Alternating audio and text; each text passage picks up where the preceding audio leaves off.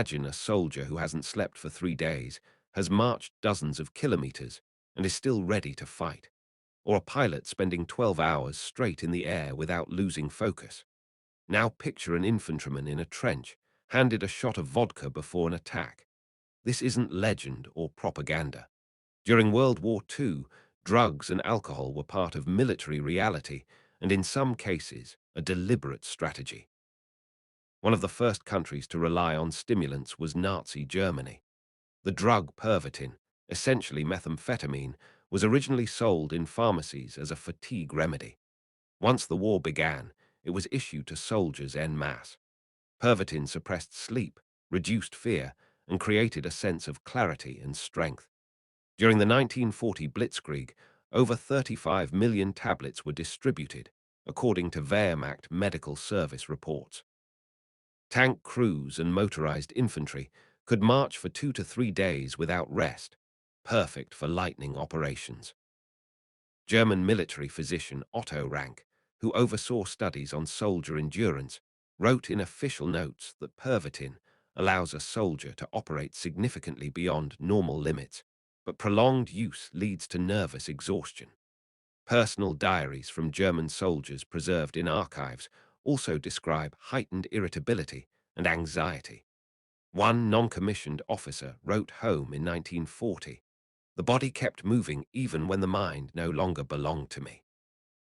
By the end of the war, Germany had developed an experimental drug called D9, a combination of meth, cocaine, and opioids, tested on concentration camp prisoners, designed to create the soldier without fatigue. Britain took a more cautious, but no less revealing approach. The British Army, especially the Royal Air Force, widely used benzedrine, an amphetamine known as the pep pill. Pilots undertaking long night missions, sometimes lasting 10 to 12 hours, received it to maintain focus and reaction time. Official RAF guidelines allowed benzedrine only in exceptional cases of extreme fatigue. Pilot Sidney Cohen, participating in bombing raids over Germany, later recalled in an interview with the Imperial War Museum, "You felt sharp and in control, but after landing, you couldn't sleep for hours. We paid for those pills with our nerves." Other pilots' memoirs report hand tremors, mood swings, and severe insomnia. Despite these side effects, benzedrine remained in use throughout the war because it kept personnel operational under extreme stress. The largest scale of stimulant use occurred in Japan. Philipon, methamphetamine, was widely used not only in the military but also in industry, and during the war became almost a universal endurance enhancer.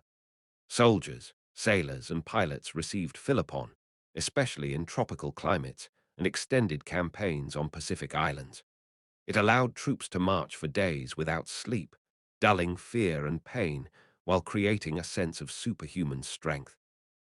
Japanese military doctor Masuji Kyoto, serving on the front lines, wrote in post-war memoirs that Philipon enabled soldiers to march without rest, but gradually stripped them of self-control. Japanese veterans, in oral history interviews archived in the National Archives of Japan, recalled hallucinations, violent outbursts, and total physical exhaustion after prolonged use. Historians estimate that Japan produced up to 1 billion doses of Philipon during the war. After surrender, the massive stockpiles ended up on the black market, leading to widespread addiction in the 40s. In the Soviet Army, the approach was different. From 1941, frontline soldiers were officially issued 100 grams of vodka, known as frontline 100 grams.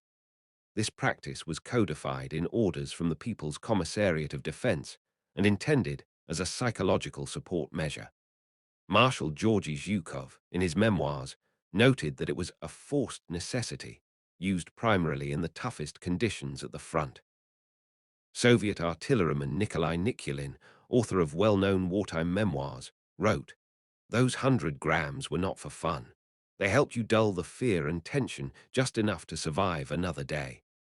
Many veterans confirmed that vodka provided a brief psychological relief rather than indulgence. However, it had consequences: reduced reaction times, disciplinary issues, and habits that some soldiers carried into peacetime. World War II was a war not only of weapons and machines, but also of human endurance.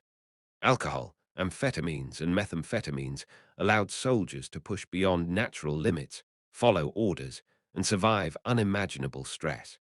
But this artificial endurance came at a cost: physical breakdown, addiction, and long-lasting psychological trauma.